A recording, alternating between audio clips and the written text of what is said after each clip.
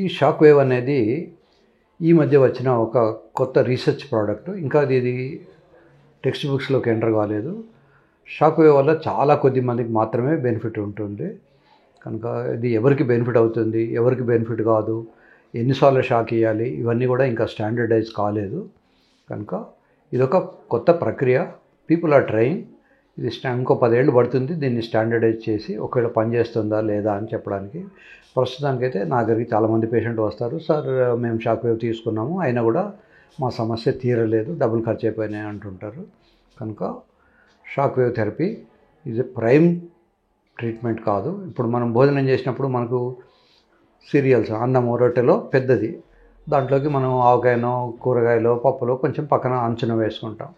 ఈ shock wave అనేది కూడా శృంగారంలో వచ్చే ప్రాబ్లమ్స్కు ఒక చిన్నగా అంచులో పక్కన వేసుకునే ఆవకాయ లాంటిది. బట్ మెయిన్ ఇప్పటికీ కూడా వయాగ్రా లాంటి ట్యాబ్లెట్సే మెయిన్ సోర్సు. కొన్ని పీషాట్ అనే ఒక రకమైన ఇంజెక్షన్ ఉంటుంది. ఆ ఇంజెక్షన్స్ కూడా కొద్దిమందికే పనిచేస్తాయి. సో క్లెయిమ్స్ చాలా ఉన్నాయి కానీ ఇంతవరకు ఇంకా సైంటిఫిక్గా వాటిని స్టాండర్డైజ్ చేసుకోలేదు.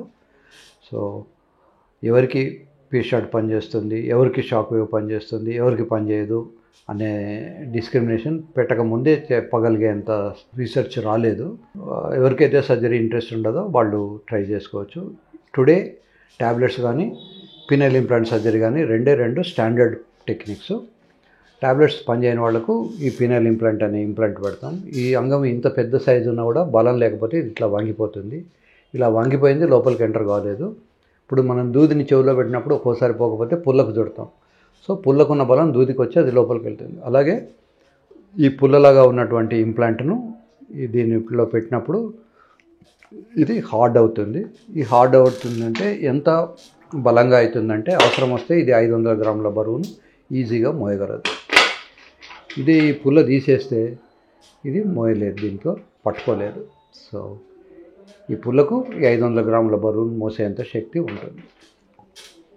దీన్ని పినల్ ఇంప్లాంట్ సర్జరీ అంటారు. ట్యాబ్లెట్స్ కానీ తర్వాత సర్జరీ కానీ ఇవి రెండు అయితే డెఫినెట్గా స్టాండర్డైజ్డ్ టెక్నిక్స్.